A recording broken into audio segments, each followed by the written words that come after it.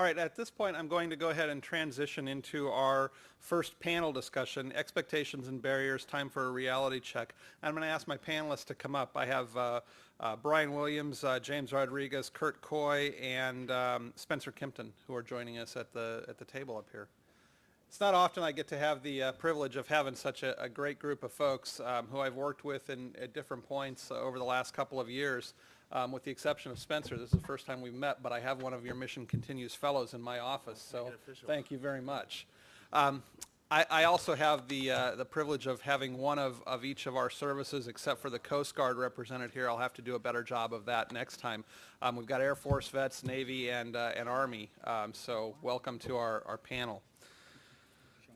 I'm going to do a very brief introduction of each of our panelists, and I'm going to ask each of them to talk for a couple of minutes. I have a couple of questions that I want to ask them as well. But first, I'd like to welcome Brian Williams, who's the Executive Director of Military and Veterans Affairs at J.P. Morgan Chase, somebody I work with on a very regular basis related to the 100,000 Jobs mission and to understanding the employment transition of veterans into the civilian workplace. Has been absolutely fabulous for that, and I think goes to the points that Mike was talking earlier about, and your panel after this will actually address that more fully. Also want to welcome Spencer Kimpton from the Mission Continues, which is an outstanding organization, and I'll let him tell you a little bit more about that. But I'll say in praise, we have one of their Mission Continues fellows, and we've worked a little bit with them as a group, and thank you for that, because you've done a great service for our vets and for the organizations that they serve with. James Rodriguez, who is with BAE Systems, has been a good colleague in a variety of things that we've done, but the unemployment and employment of people with disabilities, wounded warriors, and things like that is definitely something your company has done very well, and I look forward to hearing a little bit more about that. And then Kurt Coy, who is joining us from the Department of Veterans Affairs, has been talking with me a little bit, and in different places I've heard him talk about, and the reason I asked him to join this is the work experience programs and the ways that VA can support that transition. And so there are other things that he'll talk about as well during that, but this is a great panel. So I'm going to start it off and just ask for each of them to spend a couple of minutes talking about what the biggest issues are that they've seen and how their organizations have been able to address that and work with veterans. And I'll leave it up to you guys. Is there an order that you think you'd like to go in? Because I'll open it up. Otherwise, I'll pick. I can start. Great. Go ahead and start, Brian. Thank you. It's a pleasure to be here. Can everyone hear me? I can't really hear myself, but I'm sure you can hear me. So at J.P. Morgan Chase, we've been doing about 2 years focusing on primarily hiring of veterans, working on our homes program to provide homes to nonprofits to provide to disabled veterans, and also our education initiatives with James. And I think the largest challenge that we've dealt with in the last 2 years is really about the first step to gaining a career, which is how do you find places for veterans to work in your company? How do you get the hiring managers and the recruiters to understand those capabilities and skills and attributes? And how do you find the sources where the veterans are? We know where the bases are, but they have to come to us. And that's probably been the biggest challenge we've worked through, and we're still learning organization. So we're not where we want to be, but we're continuing to improve. I was hired to work through the post-hiring continuum, as we call it, which is after the first day they show up to work. And that's the challenge we're working through right now is we've hired veterans, we've been tracking them for 2 years. How do we know we're being successful? I'm in a bank, we like metrics. So it's about how many people are still working. And it's continuing to kind of touch on those points on what resonates with those veterans. And I'm happy to discuss those as we go on in the panel about some of those projects. Great, thanks very much. I'll just go next. I guess we'll just go down the table and make it easy. First, I want to thank the Bob Woodruff Foundation and certainly Syracuse's IVMF and Mike Haney and Anne Marie. What a wonderful forum, and so thank you very much for inviting me. Just as an aside note, I've gotten to know Mike Haney over the last year and a half or so, and even if you're having a drink with him, he still talks the same way. And so we don't talk Redskins football and so on and so forth. The passion that you hear in his voice is really what he is. So he wears that on his sleeve. What I do at VA is I sort of have 4 swim lanes. First is all things GI Bill or education. The other educational programs fall under me. The vocational rehabilitation and employment folks for wounded warriors and disabled veterans fall under me. The VA home loan program and loan guarantee program falls under me, and the employment and unemployment sort of swim lane within VA falls under me. And the reason I sort of lay that sort of job description out is trying to leverage those things across a veteran and their other things that they get from VA. I often tell people that there's probably no other cohort in this country that has an advantage like veterans do, because they have this wonderful toolkit of benefits that they can leverage and use. And I think our challenge is how do we leverage and use those benefits and then bring in the local communities as well. You know, one of the things that I find interesting is you know, in a military model, if you go to a new base, and I'm a 24-year Navy veteran, so I've been to a few bases myself, but you always have a family service center. You check in, right, and you get housing, and you find out, you know, the housing market and rental this and that and where you buy stuff and real estate. But when you're a veteran and you get out, there's no family services center in your local hometown.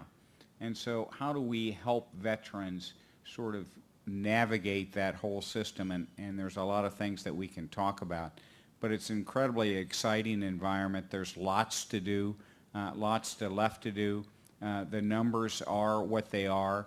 I think leveraging and using those numbers that we can then develop tactics and strategic plans that respond to those kinds of numbers. I mean, what's interesting is when I tell people that 76% of unemployed veterans are over the age of 35.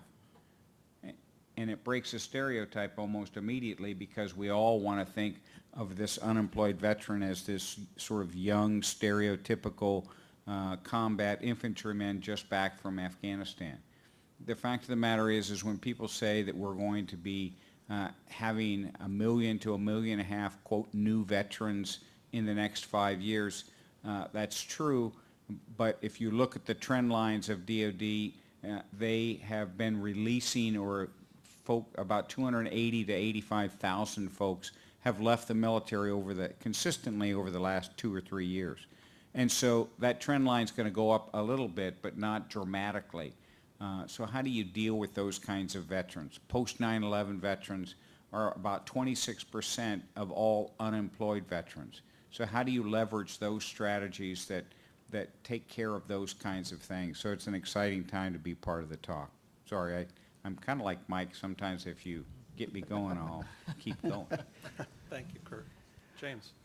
All right, thanks, James. It's always good to be able to speak about veterans' employment issues, because my biggest fear, I've been doing this now for about 4.5 years, veterans employment, wounded warrior employment within our company, and speaking about it. And my biggest fear is that it doesn't continue to be brought to our attention as a nation, that it's going to be an ongoing process. So especially within civilian employment, because of the fact that people are getting laid off. So when you ask, or when people see that they're getting laid off, then they start asking, well, why veterans? Why do they get special preference? Those type of things. So it's important for us as a business to ensure that we constantly remind ourselves that our veterans deserve to find employment just like anybody else. So that's one of the things that I am glad I get to do within BAE Systems. With respect to what are some of the challenges, I think it's really communication.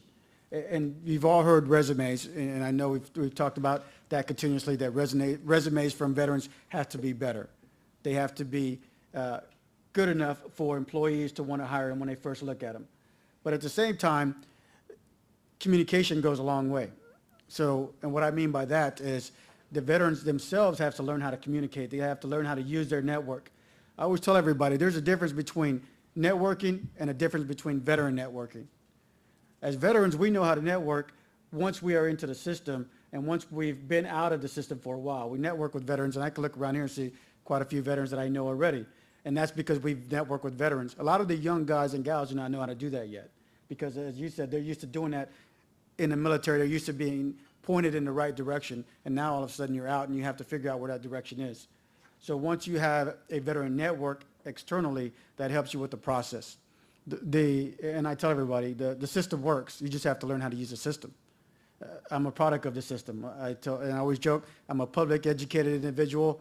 I used the 9/11 GI Bill to get a undergraduate degree and a master's degree here in about 2 months. So it works if you learn how to use the system. But a lot of times we do not use the system because it gets confusing to us and it doesn't work initially. So we have to stay persistent. But going back to resumes real quick, one of the things we've done within our company over the last couple of years, in my previous role, I was the military recruitment director for our company. And one of the challenges we had initially was getting our recruiters themselves and our HR managers to understand really what the veteran's resume means. Going back as, I forget the gentleman's name, mentioned that we have to understand that somebody may be better than just a motor T driver. They have other experiences. Out of my 21 years in the Marine Corps, I did about 10 different jobs over my career, and I couldn't put that all into one resume. So we have to understand that as an industry, how we take that information, decipher it, and hire these young veterans or veterans in general. And that's what we did. That's what I did as a military recruitment director, is get our HR managers, get the recruiters themselves to understand what those resumes mean, not necessarily just looking at MOSs, but what that resume means beyond that individual's MOS. And I hope that makes a little bit of sense. As well as getting the veterans themselves to understand what goes on a resume. I literally get resumes on a daily basis that are about 4 pages long, and they have everything under the sun, but it's nothing specific to the job they're applying for. So that's where the training comes in. You have to have constant training internally, and we've done a great job within our company to educate our hiring managers, educate our recruiters and our HR managers about what our veterans bring. And in cases when we do not understand the process, we have somebody to replace me who's also a veteran as a military recruitment director or manager now, and he can in turn, our recruiters have a single point of contact where they can reach out to help them decipher that resume if they need to. They can explain a little bit more about what a squad leader does besides lead troops in combat, those type of things. So you have to have a resource internally to explain that to your recruiters and HR managers. And I think that goes along the same line as communications. So if you have communications on both sides of the table, you can have a better and successful program. And I'll leave it with that for now. Thanks. Spencer? All right. I'll echo Curtis's thanks to the Bob Woodruff Foundation, IVMF, for having me here. A personal goal for an hour from now for me is hopefully all of you understand why I, representing an organization that who on the surface might be viewed as something that delays employment or even serves as a surrogate to employment, can be on a panel talking about veteran employment and lending some insights. So with that, the mission continues. What we do at the mission continues is empower post 9/11 veterans who are facing the very real challenge of adjusting to civilian life to find new missions at home. And the reason why we do that is so that every veteran feels meaningfully redeployed. And that's on the micro level, and then on the macro level, so that the legacy of this generation of veterans can be one of action and service. And the way we do that, and have done this for the last 5 years, is by challenging veterans to find a new mission in community service. And we fund them in 6-month community service fellowships, during which they work for a minimum of 20 hours a week at existing community service organizations, whether it's Habitat for Humanity or Boys and Girls Club of America or the local assistance dog breeder. We fund them in those situations so that they can reconnect to a mission that may be dissimilar on the surface from the mission they had in the military, but similar in spirit, in that they're finding a true connection to something that they're volunteering for, raising their right hand. They're connecting with a new network of individuals who are like-minded and have a similar mission orientation. They're finding the camaraderie that they had in the military, and they're finding a sense of belonging, again, that they found in the military. So what we have found over the hundreds of post 9/11 veterans who we have engaged in this work is that community service has become a crucible in which they find new goals. They're able to articulate new goals. Many of those goals are often focused on employment. They build social networks. They build professional networks. And this crucible, and it opens them up to benefits, better services, better benefits as well. This crucible then leads to higher employment rates. It leads to longer and more durable employment and longer term satisfaction. What Mike said earlier about the transition from the military to civilian life being a very, by nature, discontinuous transition is something that resonates with me, because what we're committed to and what we deeply believe is that that does not have to be a discontinuous process. What needs to be there, what we need to do is turn something that is by nature discontinuous into a continuous, a continuum, a continuation of a mission. We just got to find a new one here back home and find ways to connect veterans, all of whom were not only connected to a mission but driven by a mission while they were in the military, to have new ones at home. And I think that's something replicable within every company's hiring process, within the situation or within the programs that they set up on the front end. It is not something that has to exist in community service, but I think community service is something that we can learn from and export many of those learnings to the hiring environment. Thank you. So across the board, each one of you talked about some of the things that I wanted to bring up on the various questions that I have. I'm thinking about preparedness, I'm thinking about fit, I'm thinking about mission, thinking about education and training and career progression. So each of you have different aspects of that and why those pieces fit together. You talked about the need to prepare veterans to tell their stories a little bit earlier, and how they can communicate those career experiences that they've had to date into the civilian workforce. Both Brian and James spoke about that. Spencer, you talked a little bit about that mission and the need for there to be a fit in mission and understanding through community.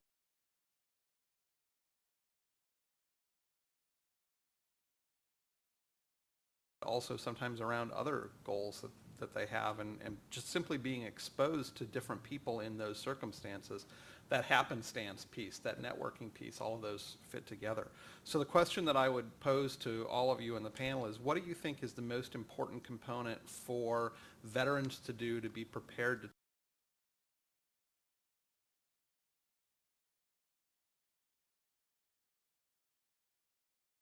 be prepared for incoming veterans? And then how do you see any of the nonprofit organizations and others fitting into those things? Most of the organizations here that the Bob Woodruff Foundation funds and that are in the room are working with veterans on those transitions. How can they help the vets? How can they help the people who they're going to go work for? Brian? Or Kurt, go ahead. Well, I'll just offer a couple thoughts. I think one of the biggest problems that most veterans have, myself included when I got out after 24 years, is what is it I want to do?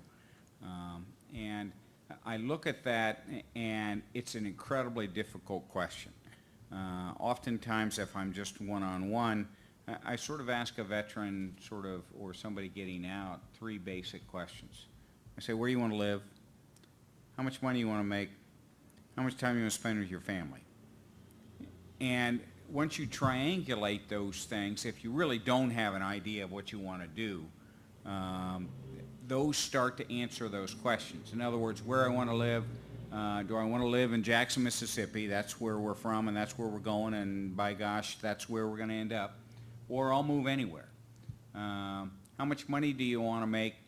Depends on perhaps to some degree your educational goals and aspirations. It also has to do with how much time and energy you want to put into it. You want to work double shifts and yada, yada, yada. And then the other piece is certainly, how much time do you want to spend at work versus at home? Do you, is most important thing being home every night for the soccer game or coaching Little League? And so once you sort of triangulate those things and get some sense, you can understand where you are. What jobs are in Jackson, Mississippi that will lead to perhaps what you want to do. I think one of the things from the other side of the coin is looking at employers, and something that we need to get better at doing with respect to what the VA does, but I think all of us do or could do, and that is how do we leverage some of the benefits / programs that the VA has for veterans toward those organizations or companies that are hiring veterans. I often tell people after going through, a long talk about employment, but the bottom line are usually what I try and end with is don't hire a veteran because it makes you feel good or you think it's the right thing and the patriotic thing. Do it because it makes good business sense. And the good business sense, as you stand back and lay out these programs of just a few, for example, of on-the-job training, where we can pay a veteran 100% of an E5's, married E5's housing allowance for 6 months. And then we pay 80% the second 6 months, and then 60%, and then 40%. We have apprenticeship programs where we pay similar type things. We have programs for wounded warriors and disabled veterans where we'll pay for half of their salary for the first 6 months and could be extended for a couple months after that. How do we leverage these programs such that companies look at veterans and they go, this makes sense? A lot of people don't understand that if you served in a combat operation or a combat theater, you get 5 years of health care, VA health care, when you get out. Well, you start thinking about health care premiums and health care costs, it starts to make a difference. And it turns into bottom line discussions as you look at those kinds of things. What kind of programs can companies leverage that they bring in a veteran, for example, and then begin to train them? One of the things that we've talked about, and James and I have been at various forums, is the military has a model of you hire somebody and then you train them, right? You hire this kid from Nebraska or from the inner city. They have the intrinsic values that the service is looking for, and so the service hires them. And then 18 months later, that kid is a fire control technician on a ship in the middle of the Atlantic. That kid can do whatever job that you may have, just needs some training. And so that kid doesn't know what they want to do, or that individual doesn't know what they want to do when they get out of the service. But if you were to hire them and then leverage some of the training and educational programs that the benefits that these veterans have so richly earned and deserve, then you start changing the equation around a little bit. And I want to hit on something Spencer said. Veterans are very much into community and they're very much into serving. Interesting statistic, and when I was testifying, I think at the House Veterans Affairs Committee, I don't know, a few weeks ago, I think one of the things that I mentioned to him was in the VRAP program. Longer story, but the VRAP programs for unemployed veterans 35 to 60. The second most, the second occupation that veterans are choosing to get training in, the first one is IT. Second one is substance abuse counselors. I would have never guessed that. I would have said paralegal or something like that. But when the evidence comes in, that's something that's important to veterans. So we need, there's a big mixture there. And I've spoken past my time. Thank you. Sorry. Brian? Yeah, so I probably have a veteran or the mother of a veteran or a coworker of a veteran that reaches out to one of our team every week about someone who's transitioning. And so when I talk to veterans, I tell them really three things. One is expectation management. What's it going to look like? Before you went to basic training, you didn't know what it was going to be like. You know it was going to be difficult, but you made through that. You didn't know what combat was like. You made it through that. So the stark difference between being a civilian and being a soldier in my case was extreme, but you became part of that society. You attached yourself to that society, both in the way you dress, spoke, and what you wear. And so what you're going to encounter when you come out of the military is going to be that stark, could be that stark, but you did it there and you can do it here. So don't lose your confidence. I think a lot of times veterans lose their confidence because they feel kind of naked, or they don't have their friends around them, or they're wearing something that doesn't fit right, like a suit. We're used to wearing a uniform. Second aspect is find those people that are your advocates. Find those veterans that are already out there that have already made the transition, and they'll help you understand what you're good at. The second one is find a cheerleader. A cheerleader is someone when it really gets bad, when your confidence is down, you can call them. For many of us, maybe our moms, we can call them and say, I'm really having a bad day, and it doesn't matter what you've done, you're going to get someone to pat you on the back. And the last one was, it used to be a platoon sergeant for me, or a sergeant major, was to tell me when I was really doing something wrong, or where I really needed to look at myself differently. So that's what I would tell veterans is expectation management, understand you can do it, maintain your confidence, and expand your networks.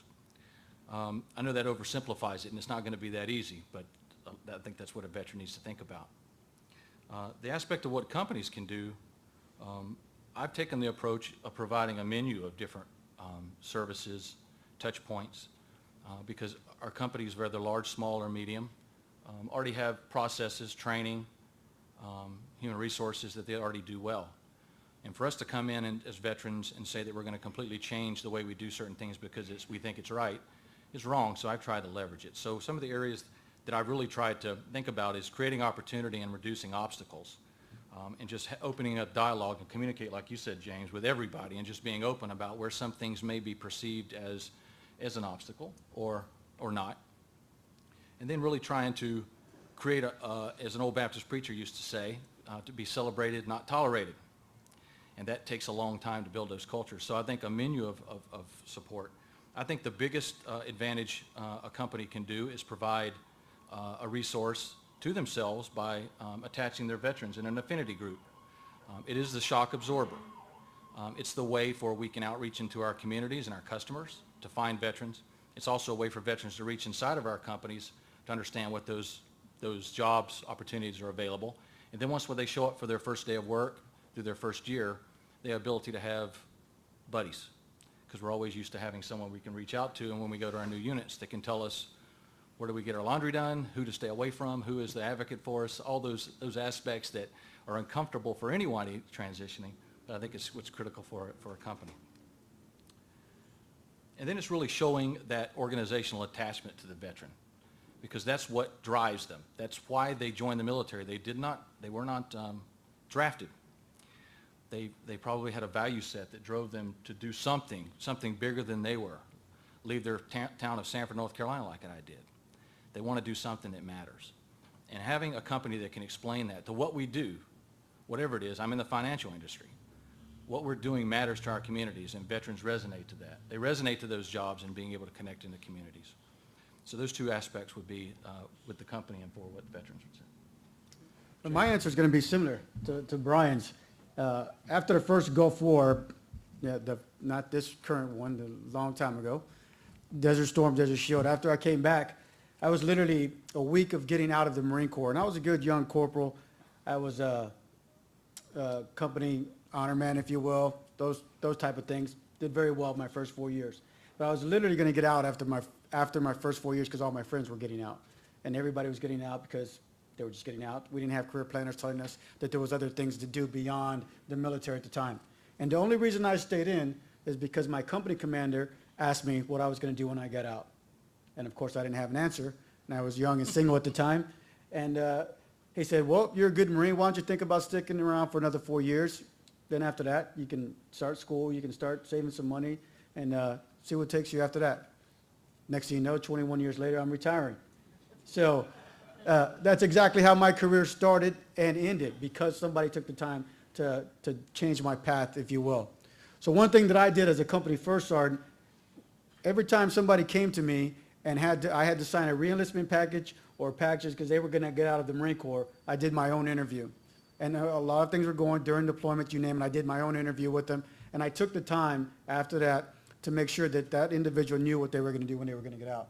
So one of the challenges that I think we have now, and we had it while we were deploying, and I think it's even more so now, is to find the time to get these young men and women to understand what they're going to do, whether they're going to stay in or they're going to get out. And once they decide that they're going to get out, they have to understand what they have to do to prepare themselves to get out in a timely manner. As I mentioned, I get emails constantly, and most of the emails I get are somebody that's already out of the military looking for a job, not prior to it, and they knew they were going to get out 6 months, 9 months, a year ago. They knew they were not going to stay in, but they did not prepare themselves. So it's also incumbent upon the senior leadership, senior enlisted, mid-level officers that have direct access to these young men and women to talk to them, take the time to speak to them about what they're going to do to prepare when they get out. And a lot of times that's not ever brought up. But that has to happen on an individual basis when those individuals are getting out.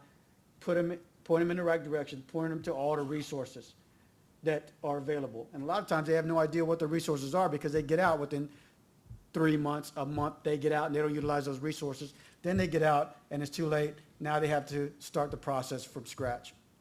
Whereas they could have used those resources while they were in the military. As I mentioned before, I'm a product of the system, so I learned how to use those resources. So it's incumbent upon our senior leaders, enlisted leaders, mid-level leaders, young leaders, leaders in general in the military to help these young men and women transition out in a timely manner, first and foremost. Second one is it's incumbent upon industries, once you do have individuals in your company, to retain them. That's one of the biggest challenges also, is I know a lot of industries have, is retaining veterans once they come into the workplace, because a lot of times their interests aren't stimulated. They're now doing something different that's not as exciting, but it's giving them a paycheck. So you as an industry have to understand how to retain these veterans, how to utilize the skills that they do have, and build upon those. So one of the things that we learned after getting our recruitment processes in place, getting our HR practices in place, those type of things, is that we had to do an onboarding for our veterans that's completely different than our civilian employees, if you will. What can we do for our veterans to make them understand that this is the place for them? Because again, I work for BAE Systems, we're defense and aerospace industry, so we are a perfect place for veterans that have skills and occupational skills that they utilize in the military. It's easy transition into a company like ours. However, we want to retain them once they do come in. So we have to do good onboarding for veterans. Let them understand that you're no longer going to get, if you're in Virginia and you're a Texas resident, guess what? You're going to start paying taxes when you get out. Simple things like that. You're no longer going to have, you're going to have to pay state taxes. You're not going to have BAH, those type of things. A lot of young veterans forget about those things. So when you can do that as a industry, that shows that you care about them when they come to be a member of your company. And then the other thing is getting those young veterans. I know Eric, and I tell you, Mission Continues, I'll give them a plug, is that I got to participate with them in Chicago when Eric was out there, and they were refurbishing and repainting some apartments for some veterans that were older veterans, and I was just out there on business, and I joined them out there. So what a great organization, because it gives those young veterans the time to transition a little bit after their military service prior to figure out what they're going to do. So I think it's a great organization. But on that same note, a lot of times the young veterans don't want to listen to old guys like myself. They want to listen to younger veterans that have actually successfully transitioned out. So one of the things that I tell these young veterans that I bring into the company, and I've literally brought in over 100 plus, 200 plus, something like that in our company since I was doing that for 4 years, of veterans in our company. And every one of them that I've spoken with individually, I always said, you've got a job, now it's incumbent upon you to help somebody else. Because when you go back, those young veterans go back and they speak to another young veteran that the transition is possible, then another young veteran will listen, more so than an old guy like myself. So we got to encourage them to go back and reach back out to those young veterans to get them to understand that it is possible to transition. The resources are available. You have to utilize the resources. All right. Spencer?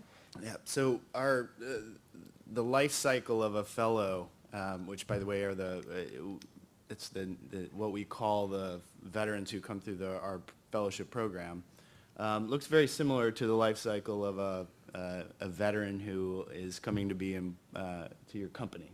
It starts with recruiting and selection. There's an onboarding or orientation process. Then there's the program itself for the period of employment, and then there's the alumni component, and when you become an alumni. And I'm sure that's not something that we're focused on today, the alumni, the departure from the company, but it is. I think there are learnings that we can take from that phase of the life cycle. But from each of those, I would pull some learnings that are applicable to the folks here in the room and on the panel. First, in the recruiting and selection process to become a Mission Continues Fellow, that is a conversation. That is not something that is a veteran on this side of the table and the recruiter or the selector on the other. where, there's a dynamic, somewhat of a power dynamic. That is a conversation that occurs between the two individuals that has a lot to do with goal articulation, passion. What are your passions? What are you looking to do? And then, ultimately what happens is that the Mission Continues selects the combination of the community service opportunity, the veteran, the skills, and packages that all together. And then we select the combination. And that process, many of our fellows look back on that process as being the most impactful phase of their term as a fellow.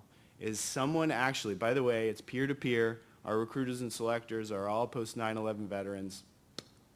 They hold their feet to the fire. What is it that you enjoy doing in the military? What is it that drew you to the military? What is it that made you raise your right hand after seeing what happened on 9/11, or delay your retirement, or re-enlist? Like, what made you do that? And then how can we replicate that in your new life as a civilian, in your continued life as a public servant? And that process takes 2 months before we select someone for a fellowship. And I think that is within that, there are elements of that I think companies can take away and think about their recruiting process and their selection process and their hiring process. How can you make that a process about goal articulation and less about, are we going to hire you as a veteran? Are you going to, slide into one of our veteran slots? The second phase is orientation or onboarding. We've been doing a lot of thinking recently at the Mission Continue about rite of passage, right? So everyone who enters the military has a very, very distinct rite of passage from civilian life or from adolescence or from college life into the military, right? Quite literally, you shave your face. Quite literally, you cut your hair in many cases. Civilian life falls away from you. You put on a uniform. You raise your right hand. You take a very solemn oath soberly in front of many people, right? And then you go to boot camp, and all of those are rites of passage. And then we don't expect that a similar rite of passage is necessary on the back end of that, very distinct experience, right? So we've created one at the Mission Continues, a rite of passage back, that replicates many of the same things that were in the rite of passage on the front end. Our fellows take an oath of service that is based upon the oath of enlistment. Our fellows kind of wear a uniform when they're doing a service, when they're doing their service in their community. They join a kind of very distinct community that they feel an esprit de corps with. But I think that, you can overdo that rite of passage back. But again, I think that companies need to think about what a rite of passage could look like into their company that replicates this experience that many veterans had. Not only replicates the experience, but speaks to the appreciation that many veterans had for and have for that rite of passage. And finally, again, well, I want to use a data point to punctuate this. We survey all of our fellows before coming into the program. So we've got literally hundreds of survey responses at this point. And we ask them, all of our incoming fellows, what's your biggest need? Like, what are you looking for? And only 20% of nearly 500 responses that we just recently added up pointed to tactical what I call tactical things like employment or a resume booster or figuring out my finances. The other 80% spoke to things like, I need to find how I'm going to continue my mission back home. I need a sense of belonging. By the way, this is free text. This isn't, we're not giving them a list of things to choose from. So I think that organizations who are looking to kind of improve how they're bringing veterans into their organization should think about that in terms of how they're marketing and showcasing the opportunity at their organization. This isn't a chance to find an employment opportunity at my company. This is an opportunity to continue something that you started in the military here at home. And here's why. Here are the ways that what you're going to do at our organization is going to look and feel like what you did for the last 5, 10, 15 years. So there are many other, I won't go into what we've learned from the alumni component.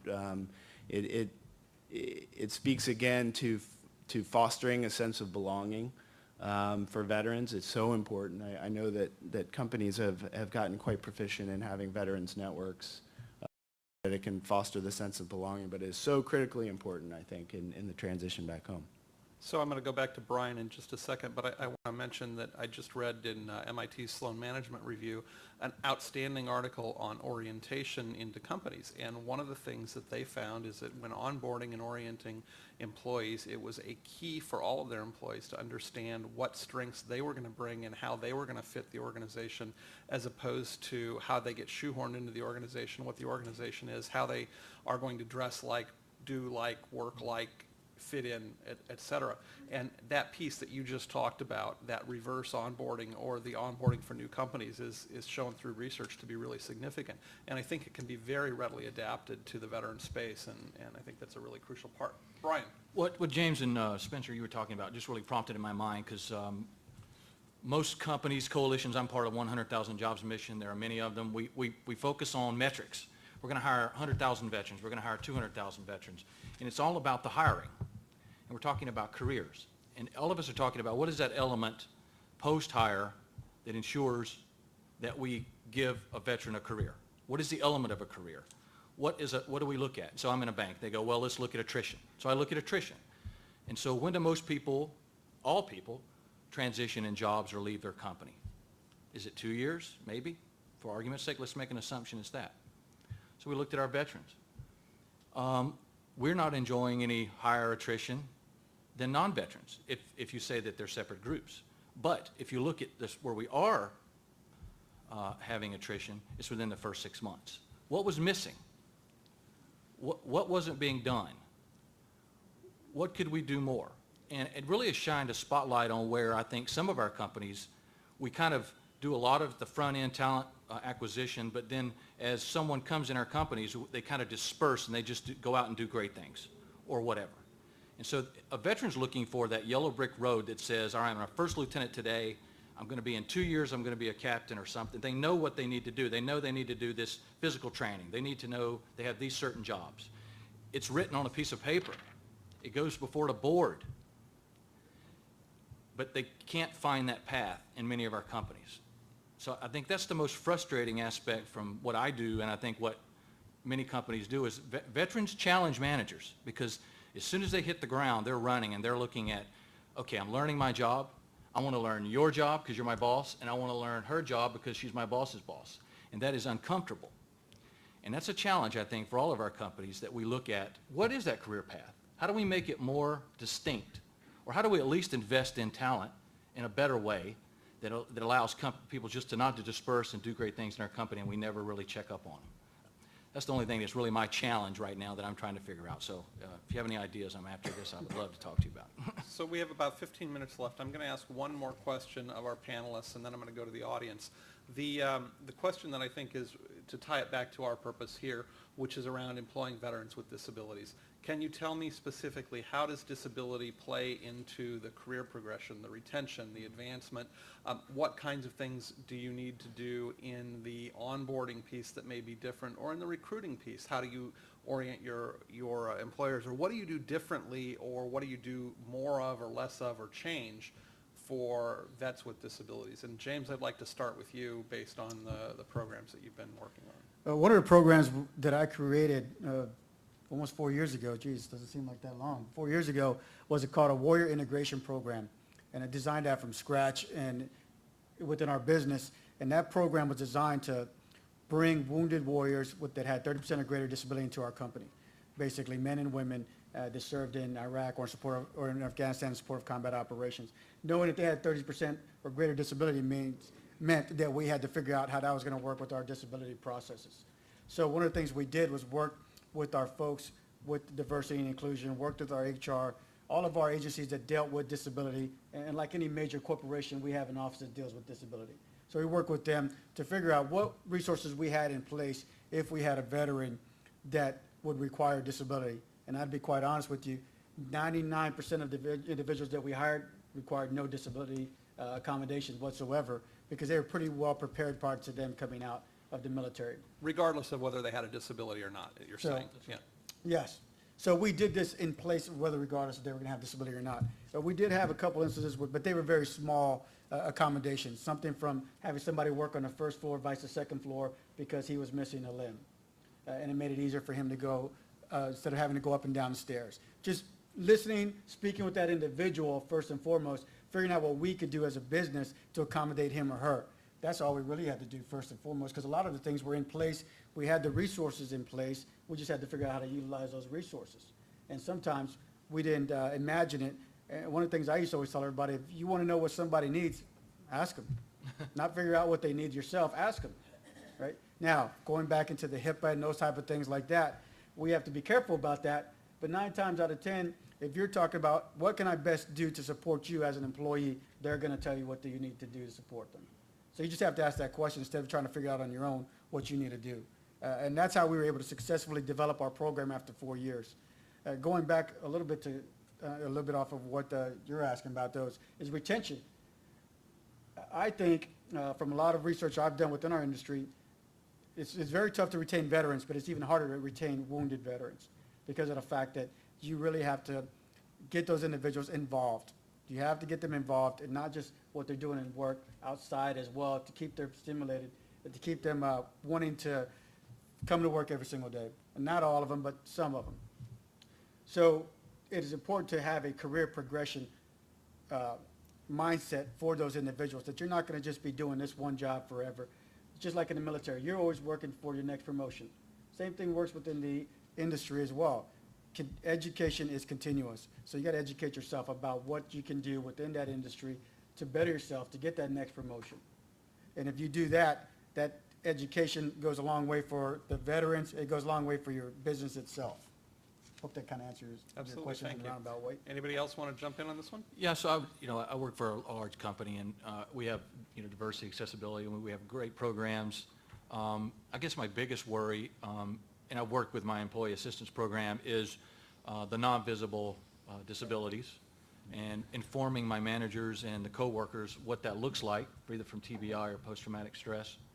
And so why I bring this up is I was just talking about attrition. So when I look at this and I see some of our veterans leaving for not their choice because of either lateness work or paying attention to detail, I want to ask the question. And that's really something that it's one of those things that you really want to, you don't want to highlight too much, so you don't want to stigmatize all veterans, but yeah, and you also want to help the veterans that we have. And so I think we've partnered a lot with our employee assistance program, ensured that our uptake on our, the 1-800 number that you call if you need some help. We have clinics across the United States at our bigger facilities, sensitizing them to understanding and ask the right questions.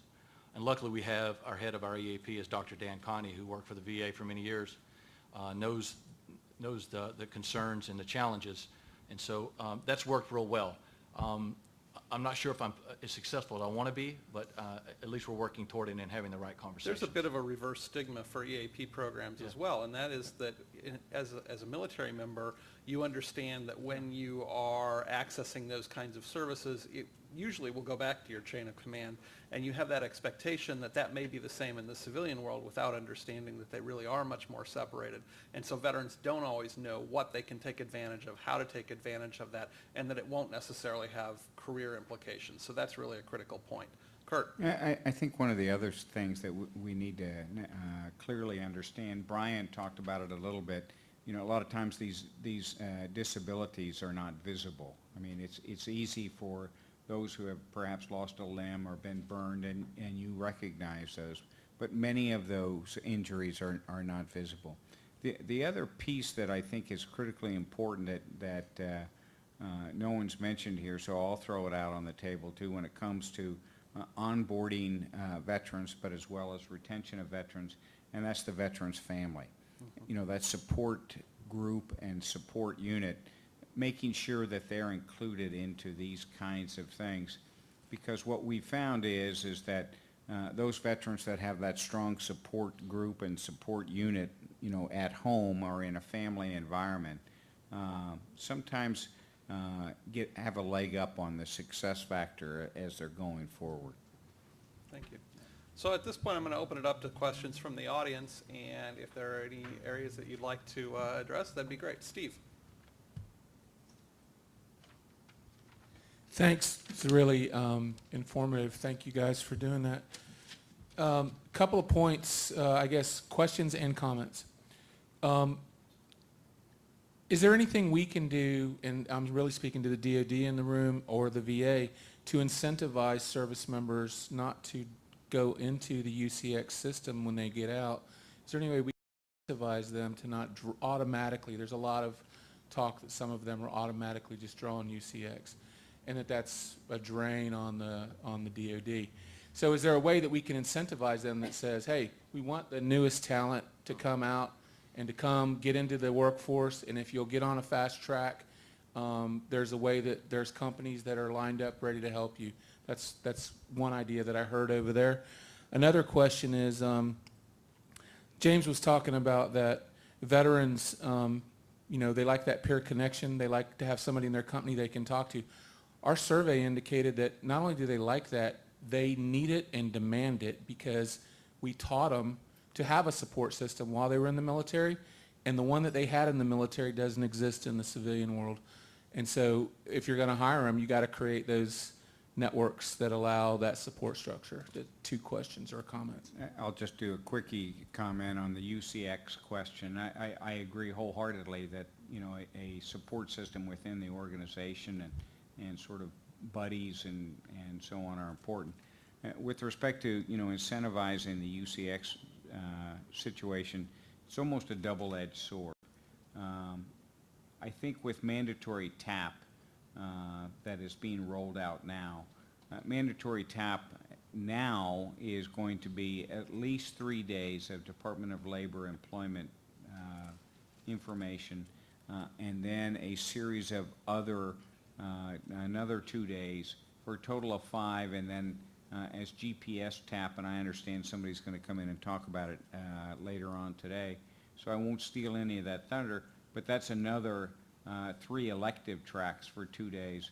And so I think as service members are getting out of the service a lot more knowledgeable of what their options are, what their benefits are, and ensuring that they're sort of job ready or civilian ready, I think that's going to start having an effect on UCX. The flip side of that is, the other side of that sword is there's a lot of barracks lawyers out there, and that sort of intimates a sort of safety net that when you walk out of DOD, that you have this sort of UCX safety net. And so it's almost kind of like your benefits that you've earned. This is, a benefit, this is, a program, and I should leverage it and use it. And sort of that other side of that sword is just that as well.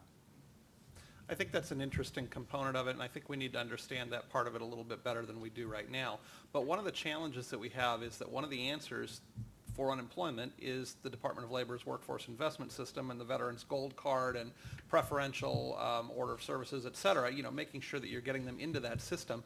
But those two systems are tied together, right? You register for unemployment benefits and then you do the searches. The people who are there at the front desk are asking those questions. Are you eligible? If so, let's enroll you right away. As opposed to what we might be able to do 6 months or a year earlier is start to engage the private sector, find these really attractive jobs people want to go into, that they're going to fit, that they're going to have a sense of mission, and to engage in and plan for that transition successfully. What we haven't done so far is really engage that transition piece. Yes? Hi, this is for Brian and James. Can you tell me specifically what your firm did to help prepare for the entry of veterans with disabilities?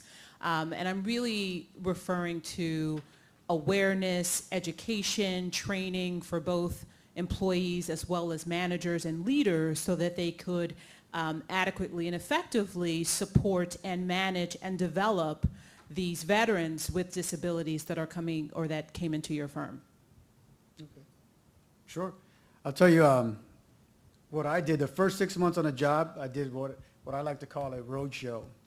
So basically, once we had a program in place, we had our model of what we were going to implement, I spent 6 months going around our company from all the major sites where we were going to start. We were hiring veterans because we're a defense company already. But once we really started with our war integration program, I spent 6 months going around the business, talking to senior leaders, mid-level managers, hiring managers, and I had a presentation. We had the model that we'd bring to them, and that included, if we were at a business site, that included all the senior leaders, the HR, the recruiters, anybody that was going to be involved with veteran employment. So I did that for 6 months, and then I did exactly what we talked about earlier, was discuss unseen injuries, because we knew that was going to be something that people didn't understand. So one of the things that I would do was I would talk about, so picture in your mind what a veteran with disabilities looks like to you.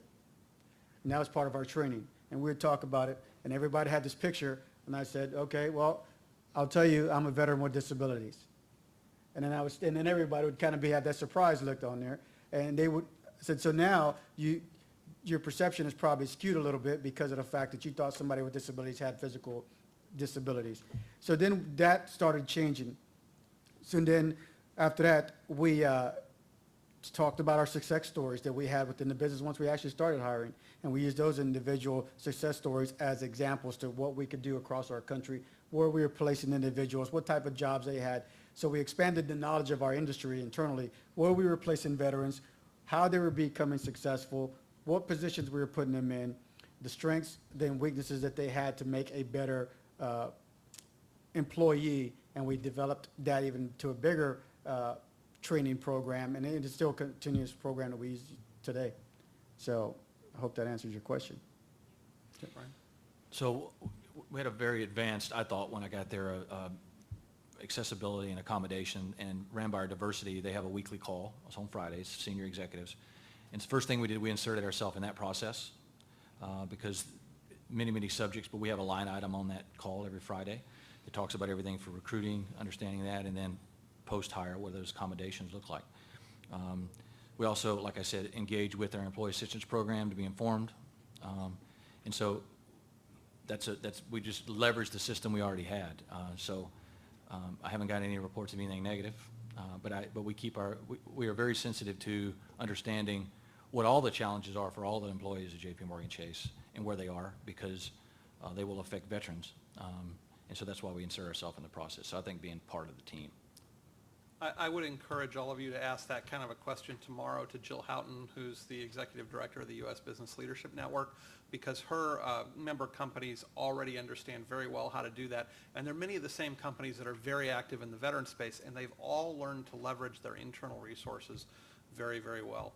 I'm going to leave you with one other thought, and that's expectations and barriers. And one of the expectations and barriers that a lot of veterans have are whether or not someone is an officer or enlisted, whether they're service academy graduates or not, whether they were ROTC or not, et cetera. And there are a lot of pictures about who people want to hire in various industries based on those kinds of statuses. I will tell you, sitting on this panel in front of you, you have 3 people who are enlisted, 3 people who are officers, and no, that's not a miscount. And you also have folks who are academy graduates and who weren't, who transitioned out at very junior levels and very senior levels.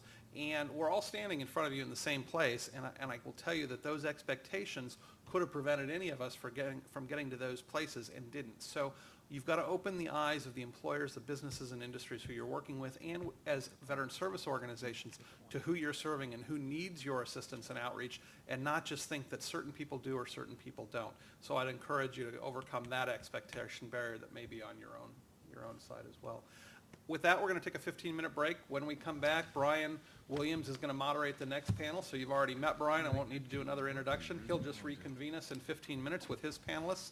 And thank you for your participation so far. See you in 15. And for all of you, because I don't think I'm going to be able to spend the rest of the day, I'm going to put a bunch of my cards on this table right here. So please feel free to grab one.